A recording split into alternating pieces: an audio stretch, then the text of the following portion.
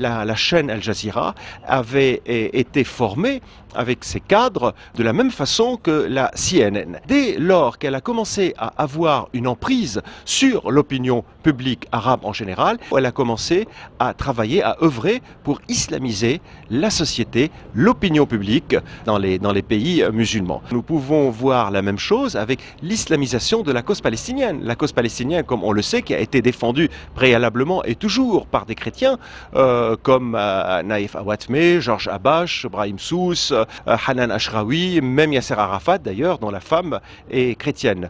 Il y a eu les fameux attentats du 11 septembre qui ont permis également aux Américains d'avoir une emprise sur le monde avec l'affaire de Dayton, donc les accords de Dayton.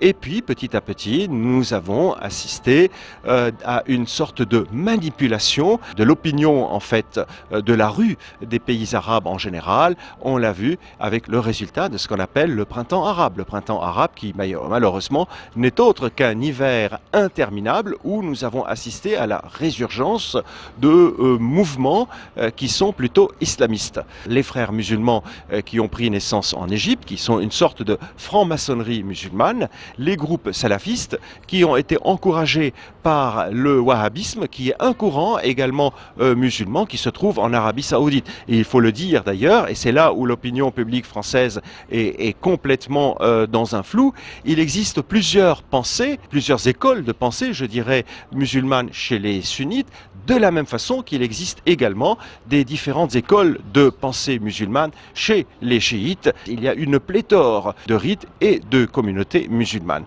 Aujourd'hui, le conflit entre l'Arabie Saoudite et l'Iran n'est qu'un épisode des différents effritements, manipulations, instrumentalisations de la religion à des fins politiques. On sait très bien que quand on parle donc des fonds qui proviennent du Qatar, je doute fort que ces fonds proviennent exclusivement d'une fortune qatari ou des ressources qatari. Pourquoi ? Parce qu'il peut y avoir des sociétés qataries dont des membres de la famille royale sont ce qu'on appelle en anglais des nominees, autrement dit des porteurs pour des étrangers. Le Congrès américain, par exemple, vote un budget assez important. Je me souviens à l'époque de Farid Gadri, qui est le fils de l'un de mes amis qui était Nihad Gadri, l'un des anciens conseillers du roi Faisal d'Arabie Saoudite, bénéficier de 2 ou de 3 millions d'euros pour créer son premier mouvement de déstabilisation donc de la Syrie. Mais cet argent profitait à la CIA par l'intermédiaire de sociétés, y compris, je le pense et je le présume également, pour des sociétés qui se trouvent au Qatar.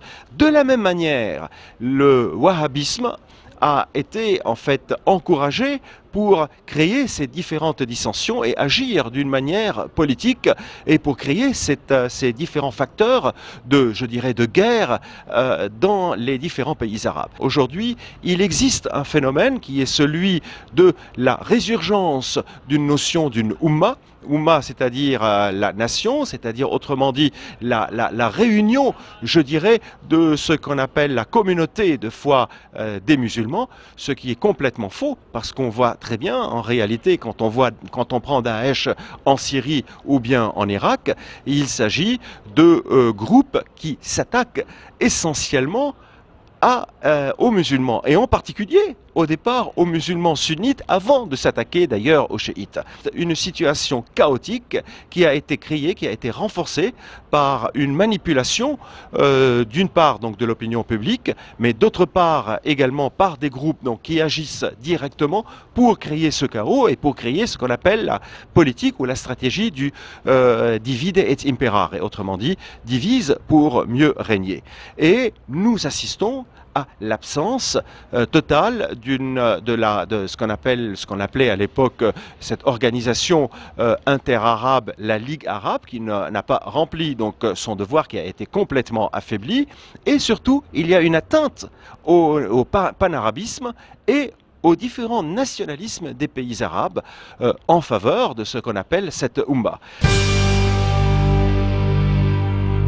Ce qui se passe actuellement entre le Yémen et l'Arabie saoudite n'est qu'une démonstration de cette guerre dans laquelle sont entraînés les pays arabes. Parce que moi, personnellement, je connais très bien le Yémen pour l'avoir visité, pour avoir eu l'opportunité de rencontrer le président Ali Abdallah Saleh, l'ancien président sortant donc du Yémen. À l'époque, je suis allé avec mon client Bob Denard, où nous sommes restés 3 semaines. Et ce qui est étonnant d'ailleurs, à cette époque-là, je ne connaissais pas cette différence entre les Houthis et les Zaïdites. Autrement dit, les Zaïdites qui sont plutôt des musulmans à connotation, à rite sunnite, distincts des Houthis qui sont plutôt proche des chiites, mais ça n'a rien à voir avec le chiisme qui est en Irak ou bien le chiisme qui est en Iran. Il y a une certaine familiarité, je dirais, certains liens entre ces différentes communautés et aujourd'hui on a utilisé ce facteur communautaire pour essayer de créer une dissension et nous l'avons vu en instrumentalisant la religion, en mettant de l'huile sur le feu, on est arrivé à une dissension dans ces différentes communautés, en particulier au Yémen, entre les Houthis et les Zaïdites. Car à l'époque, on le sait très bien, avant la réunification du Yémen, les Zaïdites et les Houthis partageaient le pouvoir, et au Yémen, ça a toujours été un fonctionnement, je dirais, tribal. Autrement dit, chaque tribu constituait un État. Aujourd'hui, on est arrivé à un nouveau facteur de dissension dans la population.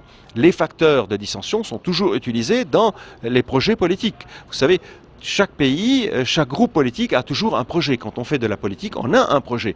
Moi, j'appartiens, je ne sais pas, à un mouvement quelconque.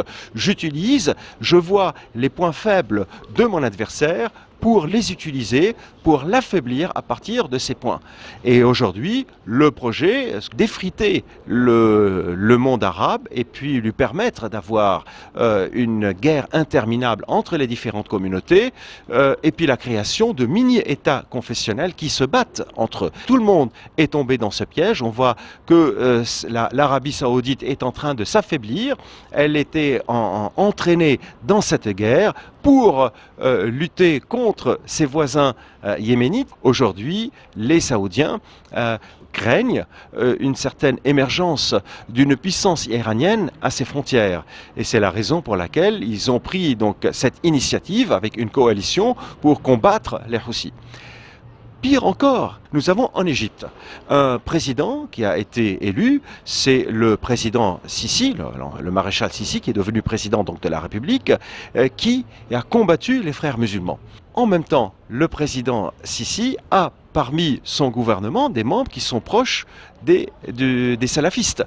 Ce sont des salafistes, je dirais, pacifiques, certes, mais il a de ce fait pu préserver son pays et lutter contre les frères musulmans qui voulaient imposer un système religieux et un État qui impose la charia islamique. Je dis entre parenthèses, et j'explique la charia islamique, la charia en arabe, c'est la loi religieuse. Et vous savez que les chrétiens ont également leur charia. Dans les pays musulmans, il y a la charia catholique, la charia orthodoxe, chaque communauté a sa charia. Je ferme ma parenthèse pour rectifier cette image qu'on donne de la charia qui n'est pas exclusive aux musulmans.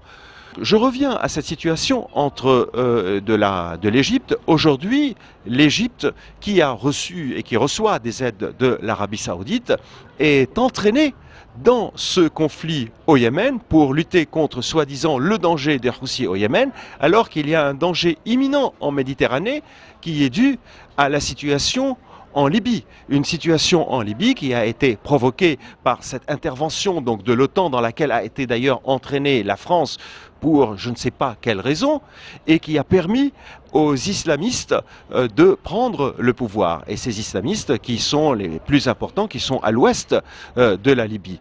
La Libye, le voisin de l'Égypte, c'est beaucoup plus logique pour les Égyptiens de combattre les islamistes en Libye au lieu d'aller s'aventurer contre les Houthis au Yémen. Or, aujourd'hui, il y a une volonté de laisser faire la situation en Libye, mais en revanche d'accentuer cette dissension au Moyen-Orient en affaiblissant l'Arabie saoudite au moment d'ailleurs où les Américains se sont rapprochés des Iraniens pour conclure ce pré-traité, si vous voulez, relativement au nucléaire iranien.